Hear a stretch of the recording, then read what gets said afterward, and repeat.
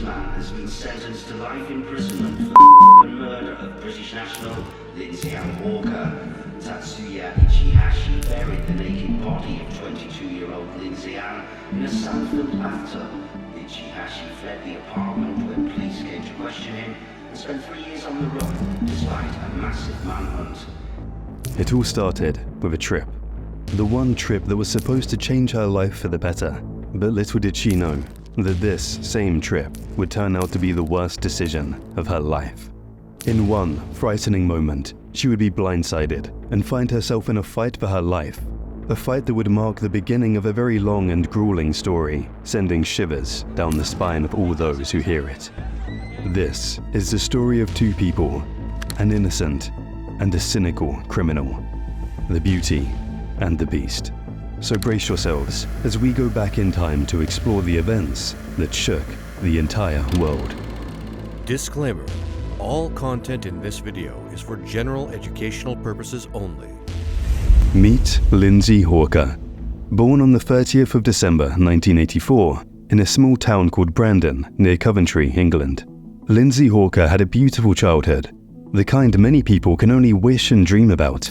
Born to her loving and adoring parents, Bill and Julia, she was loved and cared for all of her life.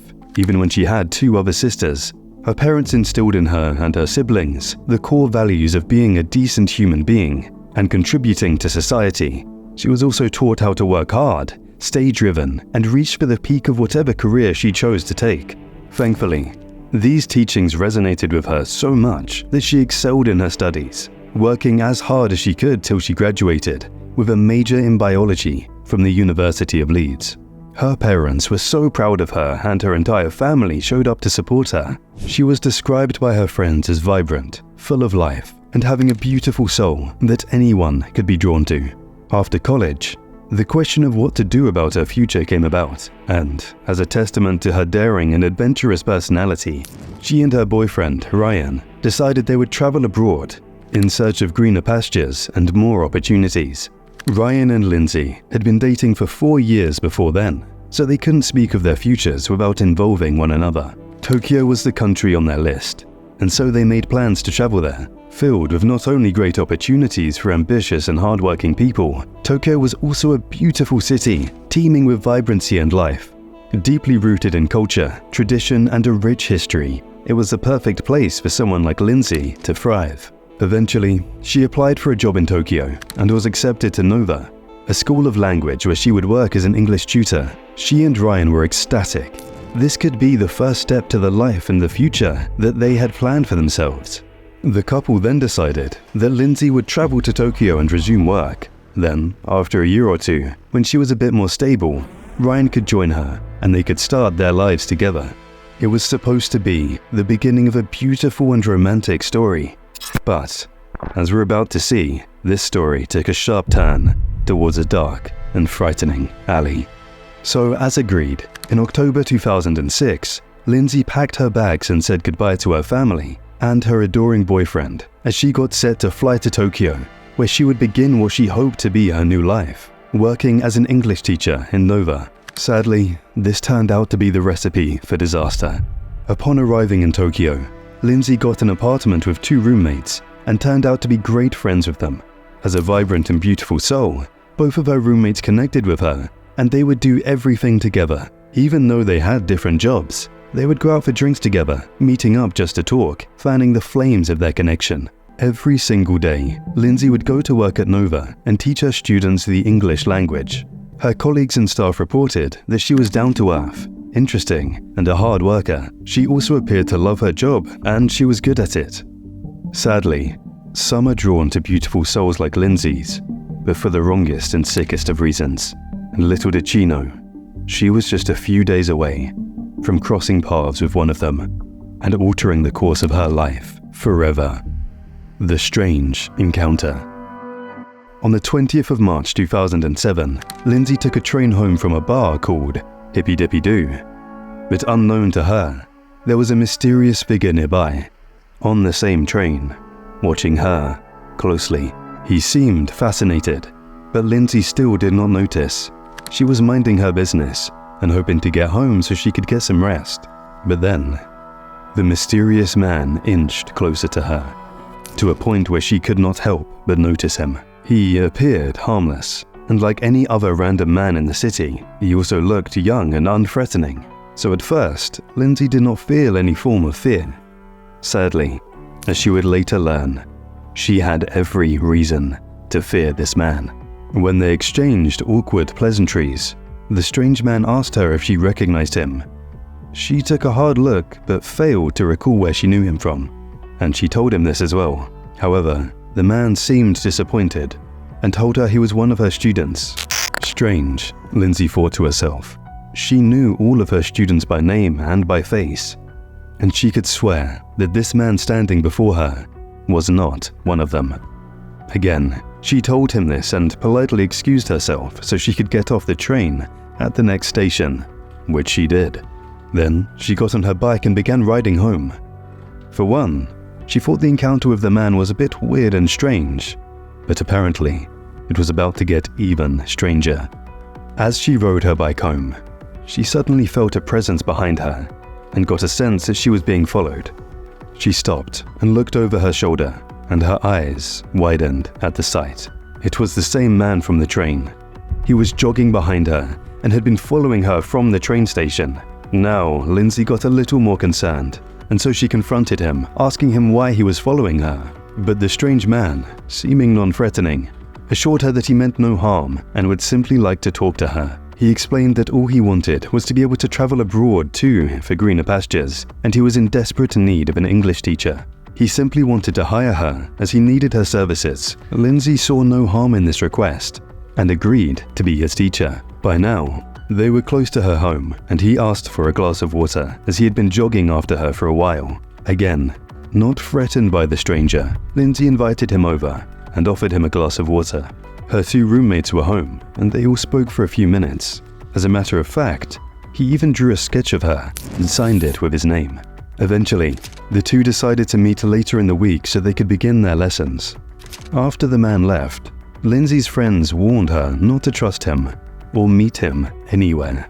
But as touched as she was by their concern for her safety, she let them know she needed the extra money and that she would be careful.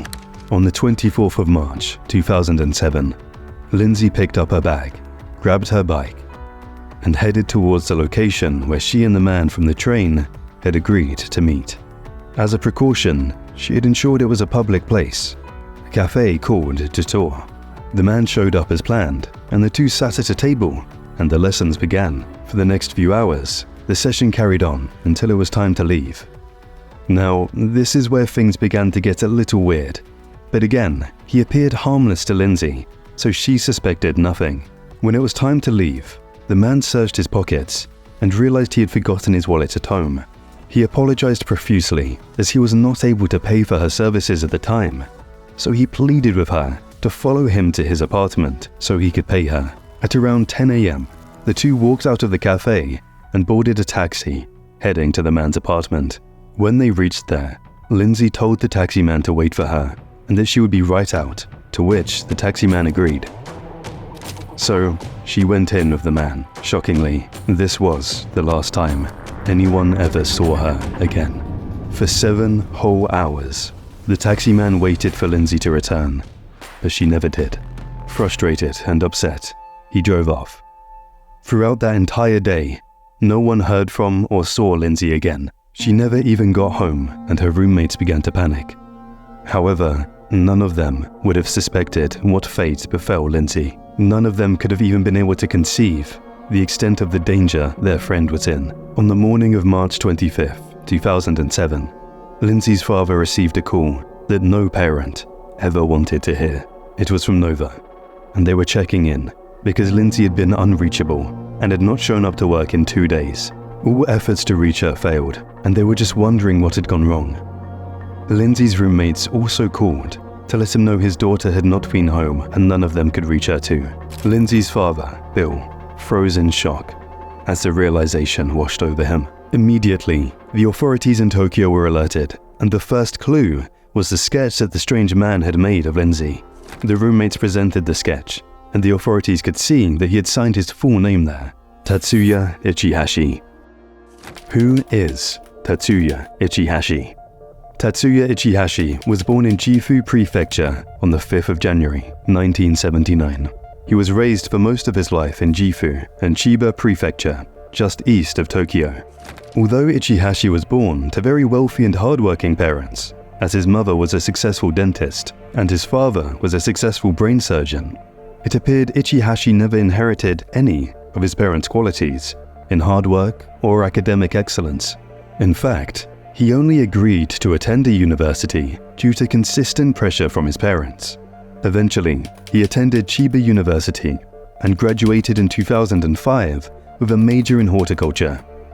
However, he wasn't nearly as ambitious as his parents, as even after university, he worked no jobs, but depended on a monthly allowance from his parents. Even the roof over his head was a 3-bedroom apartment bought for him by his parents where he stayed alone and lived out his life lazing around, and up to nothing in particular.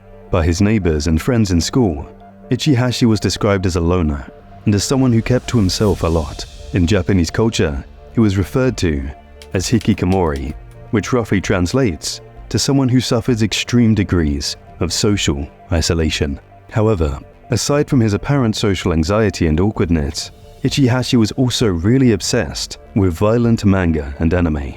He would consume so much of it that experts believed it began to distort his brain and perception of life. As a matter of fact, just 2 years before, Ichihashi had stalked and assaulted a woman while attempting to rob her. When the matter got to the court, Ichihashi's parents, obviously having the means, decided to reach out to the woman so they could settle outside of court, to which she agreed, and so the matter died down there. However, in light of his actions, his school, Chiba University, issued him a formal warning to desist from such behavior in the future. But this is where it gets a bit more confusing. Even while in school, Ichihashi had a girlfriend, and according to her, they had been going strong and their relationship had been a stable one. She considered her boyfriend a good man, who was also obsessed with fitness. According to her, Ichihashi would work out every morning and cycle for up to 15 hours a day. But amidst all of these, there may have been early signs that Ichihashi was struggling mentally and lost his way earlier in life. He secretly became fascinated by the violent manga series he consumed, and for some reason, he longed and itched to assert his dominance over others, especially women. Sadly, his next victim was none other than poor, unsuspecting Lindsay Hawker. The intense investigations and discovery. After the authorities traced his name from Lindsay's sketch, they found his apartment, and by 8 p.m. that same day, about 9 police officers were stationed all around his apartment. However, they made no effort to enter his home, because according to Japanese law, they were prohibited from doing so. What they could do was to wait for him to exit the building so they could apprehend him and bring him in for questioning. The officers waited patiently for quite a while, unsure if Ichihashi had spotted them or not, but soon, something finally happened. From nowhere, Ichihashi burst out of his apartment building and sprinted as fast as he could towards the fire escape. He was barefoot, and he had a small backpack hanging strapped to his back. The officers gave chase, and for the next few minutes, an intense foot chase occurred. However, Ichihashi was able to zigzag his way through the streets, using civilians and his above-average athleticism to get away from them. Ultimately, they lost sight of him, and decided to go back to his apartment to see what they could uncover. Besides, they would surely catch him soon. Funnily enough, fate had other plans. Back at his apartment, authorities quickly found a bathtub filled with sand and compost on his balcony. They thought that was odd, but at a closer look, they found something even more horrifying. Out of the sand and compost, something was sticking out. They all froze in shock and stared at each other. It was a white hand protruding from the mixture in the bathtub. They proceeded to pull out the hand and uncovered the body of a naked woman, lifeless and apparently wounded. Her mouth was covered with a scarf, and her hands and legs were bound. There were large bruises on her face, which signified a prolonged attack, and the fact that she took repeated hits to the face. There were also marks on her upper body, which pointed to the fact that it was a result of collisions with furniture all around the house. She appeared to have been strangled so hard that her neck was broken. Her head was also shaved, and her hair was in a plastic bag. Her belongings were scattered all over the room, which pointed to the fact that there was a struggle from both ends. She must have fought for a while before she eventually gave out. Tragically, at around 3 a.m. on the 27th of March 2007, Lindsay's parents got yet another call that they had been dreading, the call to identify the body of their daughter. As soon as Lindsay's father, Bill, saw the body, he knew for a fact that it was Lindsay, and he broke down in tears. The pain of his loss ripped his heart to shreds. I knew it was Lindsay because she was so tall and because she was my daughter, but she was so badly beaten.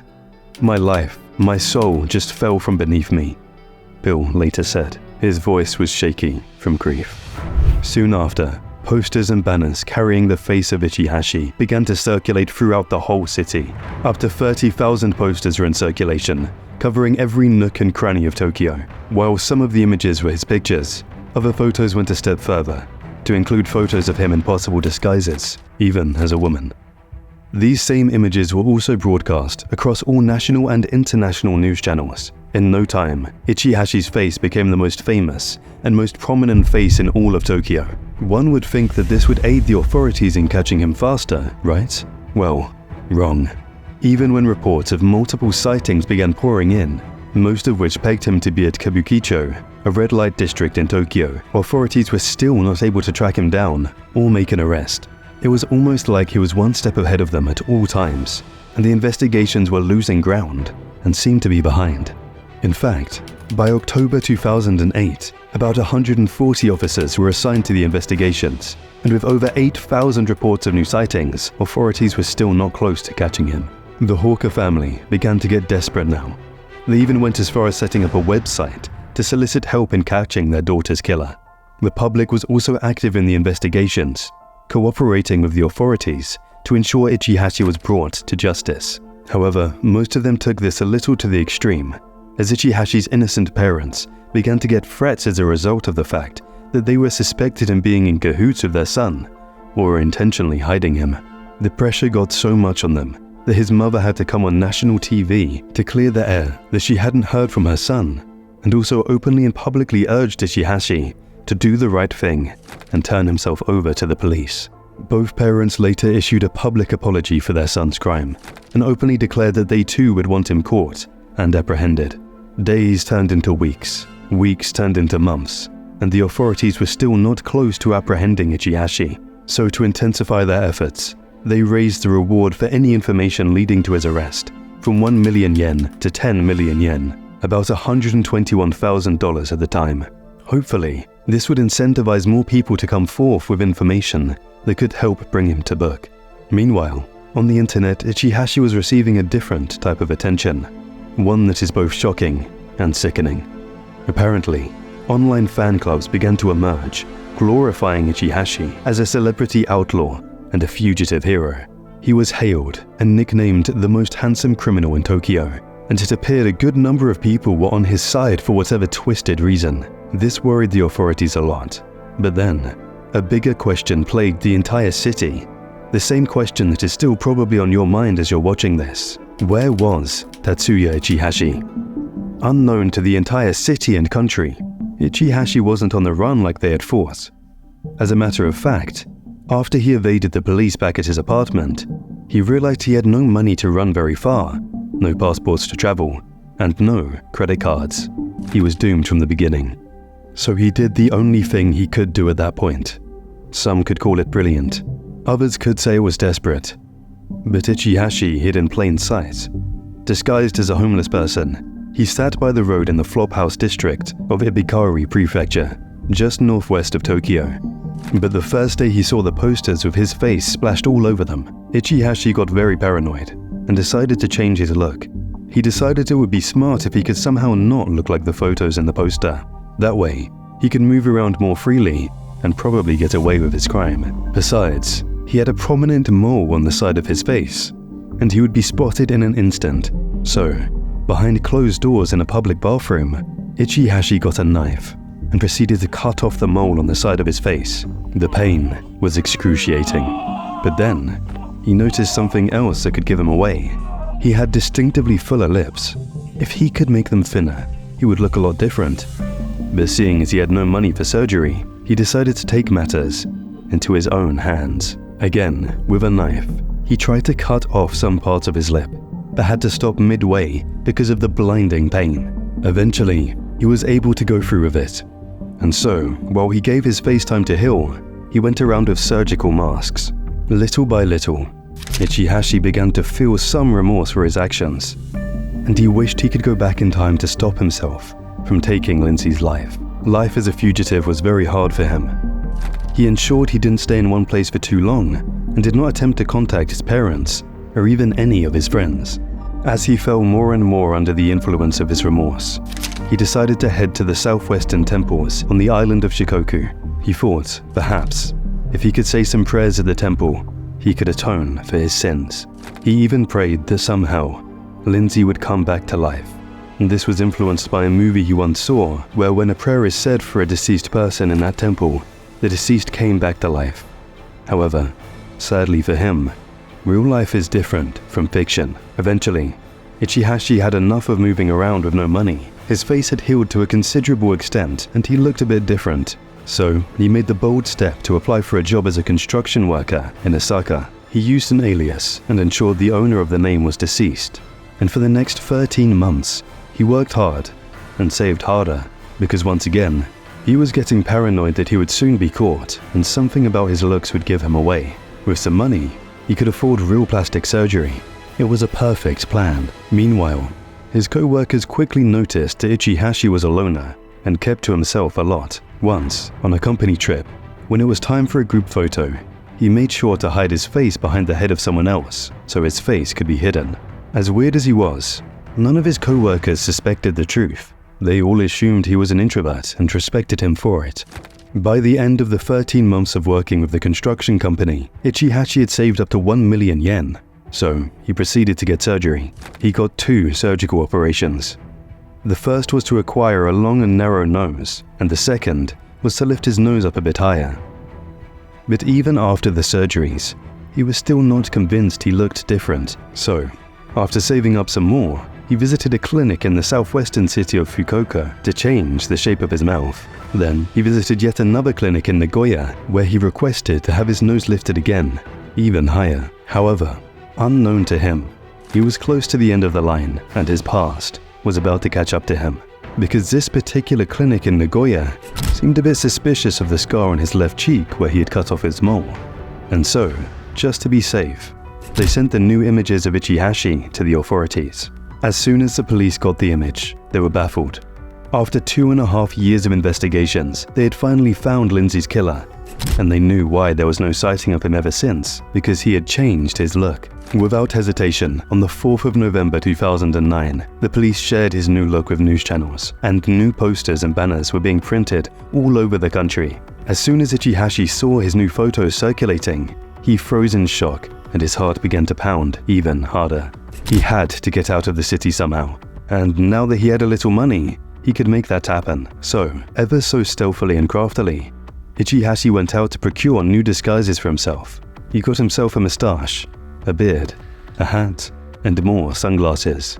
Then, went ahead to buy ferry tickets to Okinawa Island. All he had to do was wait for the due date, and then he would be out of the city, evading the police yet again. However, on the 10th of November 2009, just as he was set to board the ferry, a passerby noticed it was especially suspicious to be wearing a beard, a hat, and sunglasses. So he reported his sightings to the authorities. Within minutes, the place was crawling with police. And just like that, after over 2 years, Tatsuya Ichihashi was arrested. Lindsay's parents and family were filled with joy at the news, and they expressed their gratitude to the people of Tokyo and the authorities as well. Bill expressed that from day one, none of them had given up, and they were relieved the criminal would finally be brought to justice. On July 21st, 2011, the Shiba District Court sentenced Tatsuya Ichihashi to life imprisonment, and therefore closed the chapter on quite a horrific story and crime. However, Ichihashi still felt like the world needed to know what he had been through, so he wrote a book, not detailing his remorse and how horrible he felt for taking the life of an innocent soul, but about his travels and journey as a fugitive. The book was titled, Until the Arrest and it became a bestseller in both Tokyo and Britain. It was so successful that it was made into a movie called I Am Ichihashi,